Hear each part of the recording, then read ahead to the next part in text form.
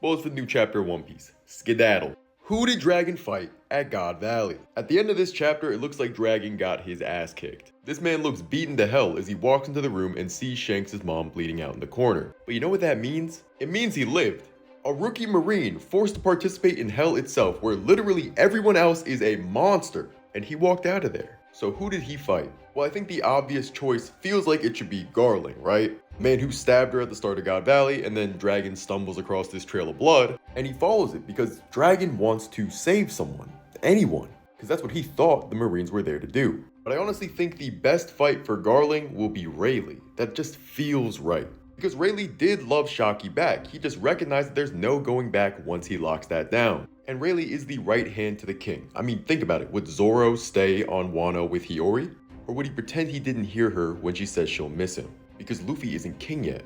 Because Mihawk isn't dead yet. Just like how Rayleigh pretends to sleep on the boat instead of seeing Shaki in the last chapter.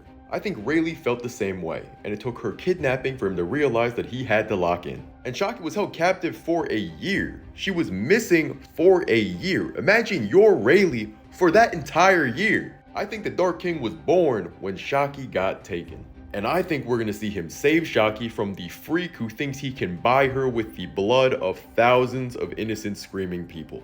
So what about Dragon? Now I honestly think Dragon is probably not very strong here. He's a rookie Marine, a recruit. I'd be surprised if he was stronger than Kobe right now. So I think Dragon is going to team up with the Roger Pirates to fight the Holy Knights. This could be where round 1 of Summers versus Gabon went down. And I think this is where Dragon heard this quote from Roger. It's crazy to think, but Dragon was 17 years old, questioning everything and surviving in a man-made hell. Watching people that he put down get slaughtered for sport. When you look at the whole situation, it's pretty easy to believe that he could be inspired by Roger when they met on God Valley.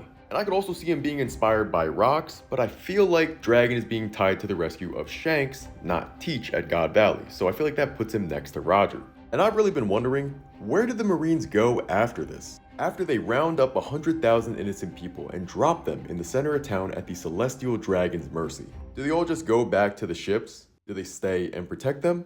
What happens to no questions asked when the shooting starts? I mean, whatever the case, Dragon chose to stay and try to save people. And I'm willing to bet Garling left Shanks and Shamrock with the Holy Knights, so he could go out and do murders. So for Dragon to save the twins, I feel like he has to fight one of these immortal freaks. We also know Dragon never saw Imu. So while Gunko was on God Valley, if she transformed, he wasn't there to see it. Also, is it crazy for me to put some hope in Garp to do the right thing here? That the man that led Ace die at Marineford was so beaten down by his years of being complicit, but maybe in his youth, he could try and change things? I honestly never know what to expect from this man.